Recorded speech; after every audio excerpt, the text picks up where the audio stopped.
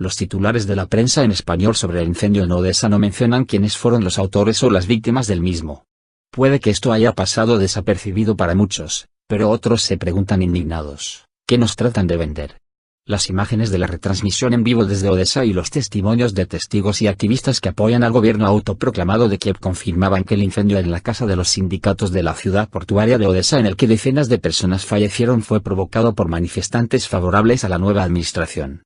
Sin embargo, gran parte de la prensa hispana, y especialmente los medios dominantes, evitó mencionar en sus titulares quiénes estaban detrás del ataque y quiénes fueron las víctimas del mismo, aun conociendo esos datos, que si bien no aparecen ni tan siquiera en el primer párrafo de numerosos artículos, sí se incluyen más adelante en el texto como algo comprobado, pero sin darle la importancia que por lo general, y cumpliendo con las normas periodísticas básicas, merecería. Esta forma de presentar la información a menudo ignora por completo la clásica fórmula de oro del periodismo conocida como la de las 5W' y una H, en referencia a las 6 preguntas que toda noticia correctamente redactada debería responder, en caso de conocerse esas respuestas: what, who, how, when, where y why, es decir, qué, quién, cómo, dónde, cuándo y por qué. El País. El inicio del artículo del País, el diario de mayor difusión de España, apunta que un foco de violencia arrasó un edificio en Odesa dejando 36 muertos.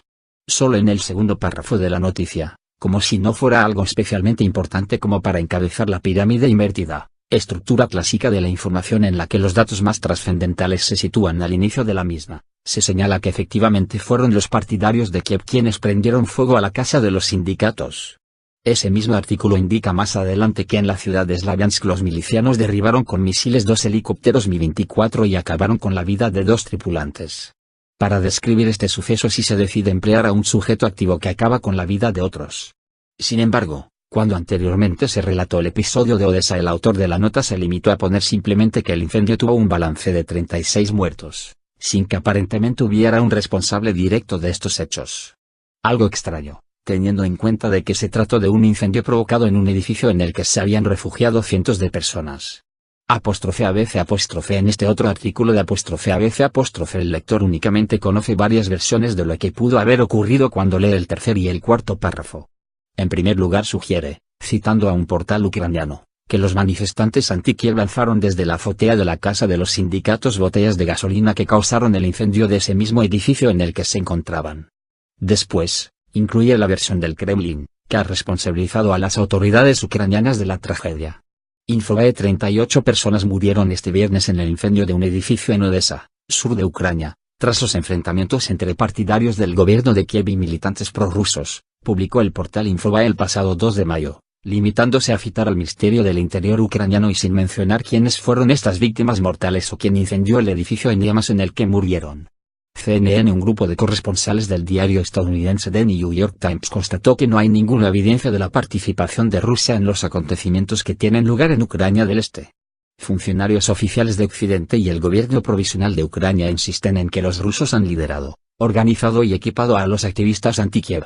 Sin embargo, tras una mirada más profunda, tras pasar más de una semana con los miembros de un batallón antigubernamental en la ciudad de Slaviansk, estas afirmaciones no parecen describir la historia completa, indica el reportaje del diario neoyorquino.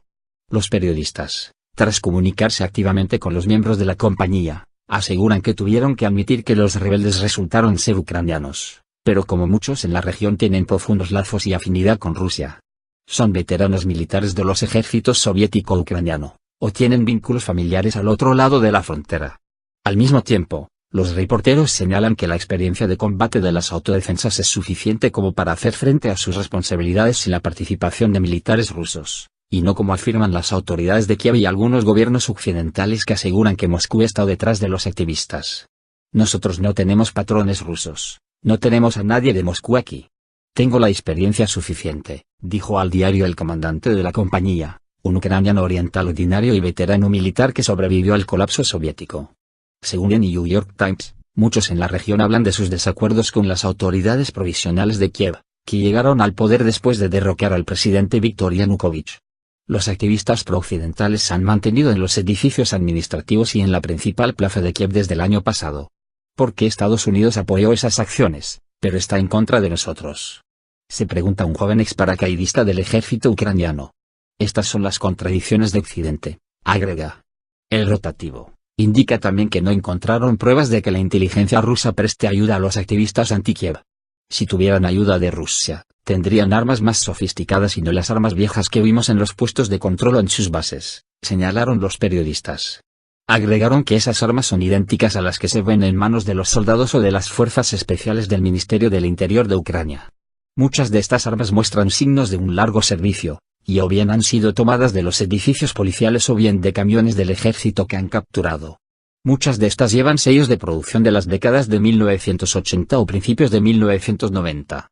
Por otro lado, según reveló el periódico Bild citando a fuentes del Servicio de Seguridad alemán, decenas de agentes de la CIA y el FBI asesoran a las actuales autoridades de Ucrania sobre qué pasos tomar para reducir la escalada de violencia en el sureste del país.